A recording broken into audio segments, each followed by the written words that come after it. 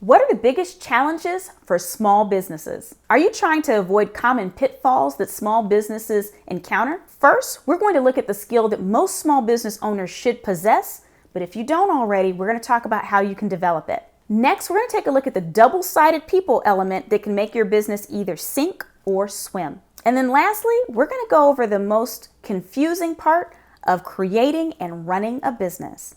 You ready to get started? Let's go.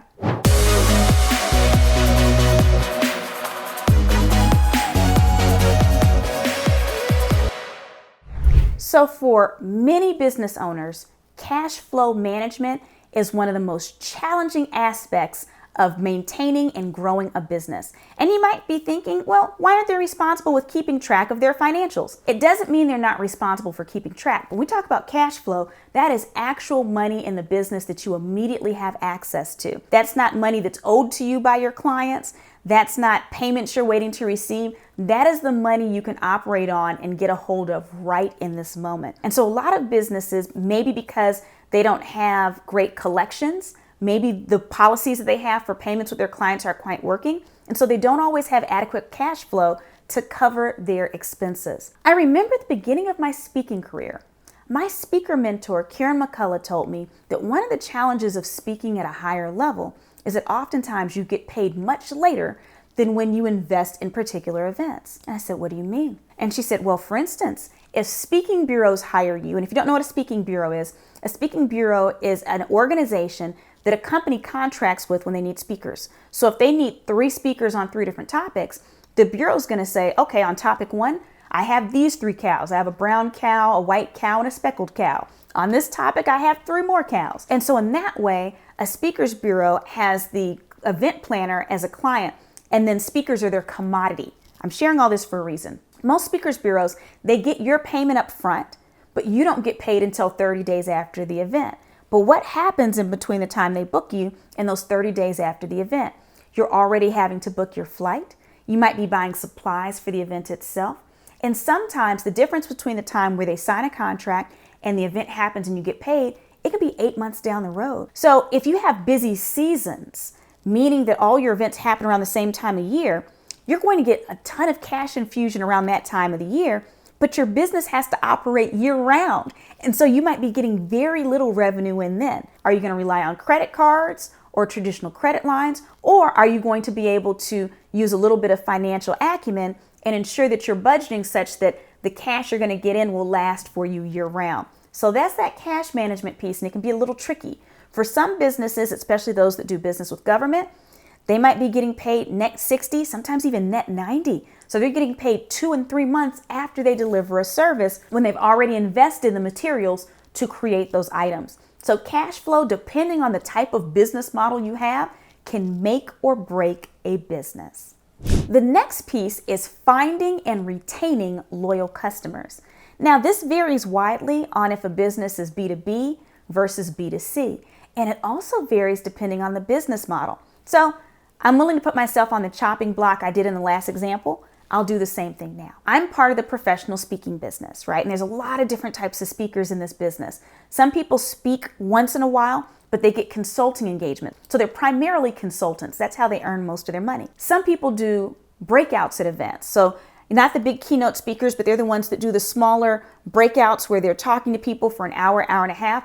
Some people do workshops, which are 3 hours, 6 hours. Here's the dirty little secret of the speaking business. So as a keynote speaker, most of my clients cannot bring me in every year. Now, there's a few that can, but most of the time, if it's the same type of event, they have to wait 5 or 6 years before they can bring me in again. And so I have to constantly be finding new clients. I have to constantly be getting referrals. Does that make sense? So in the speaking industry, of all the ways to make money, I chose the most difficult one. And I'm okay with it because I know how to work it now. But I think you can see what I'm saying in this example on, depending on the type of business that you have, finding and retaining loyal customers can be very difficult. Now, let's compare that with a restaurant that has excellent food and maybe they have a large variety of food. They can have the same customers coming in there every single week, sometimes multiple times a week. I remember as a teenager, one of my first jobs, actually it was my second job, was I worked at IHOP and I was a server there. And we had one gentleman that came in every single weekday for breakfast.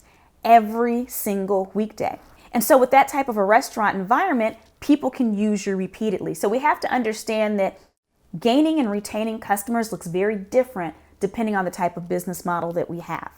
A challenge that has always been in existence for small businesses, but that has been exacerbated since COVID, is finding and retaining talent. For many business models and many industries, it is extremely difficult to find good talent and keep them because people see their way of moving up as kind of jumping between organizations. And so if you find yourself with a higher employee turnover than your competitors, well, then you might have to start looking at some of your business practices. One of the things you're going to want to also do is ensure that when someone does leave, you conduct an exit interview. And it might be you, it might be someone else from your team, or you might bring in a nice independent third party so that person will feel more comfortable giving their reasons and sharing some feedback to help make things better at your organization. When it comes to attracting talent, you might also have to think about how you've been doing it in the past versus what's happening now. I'll share with you it's much more competitive trying to attract talent now because younger generations tend to want to feel like they have a purpose. So instead of companies simply saying, this is the job description, I need you to do this, this, and this, what we're seeing is this slight industry shift where the companies themselves not only share what they expect out of their person to fulfill a particular role, but they're also sharing its impact on the community, how their company makes a positive global impact. So I'm going to take a moment here to pause and ask you a question. Are you building a business, or do you know someone who's building a small business? If so, what are some of the challenges that you've seen that I haven't talked about yet? Maybe it'll make it into a future video. Feel free to share in the comments.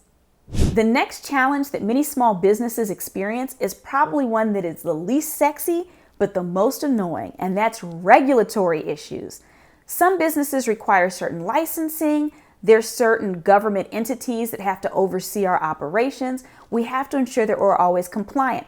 But sometimes some of our governing entities don't even communicate with each other properly, so we're given different directions. And so that's a challenge. I don't have an easy out for you, but what I will say is that I do believe that the spread of generative AI, especially in its usage for government entities, will help with that a great deal.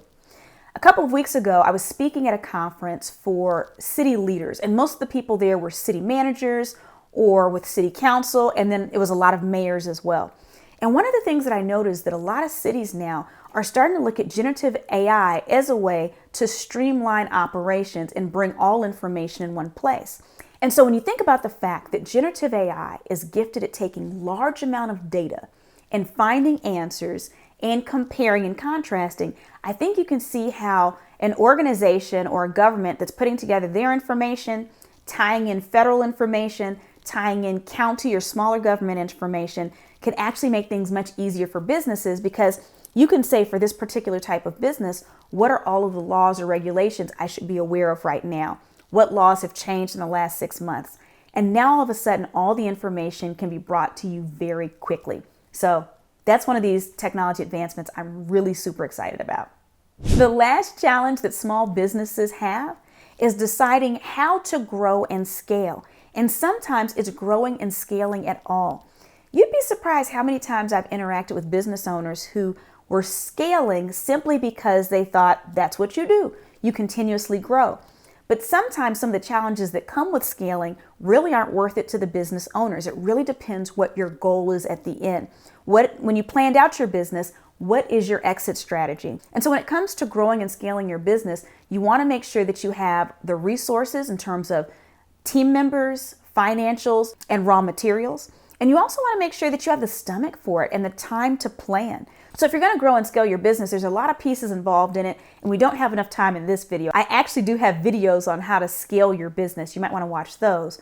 But my point is that you want to make sure that you're evaluating whether it's a smart move to begin with, and if so, making sure that you have all the resources in place first to support it. Speaking of support, I have one more gift for you. In the description of this video, you're going to notice a link to download a Future Ready Playbook. That playbook is chock full of activities and worksheets that are going to help you be better prepared for the future. If you haven't already downloaded it, do it today.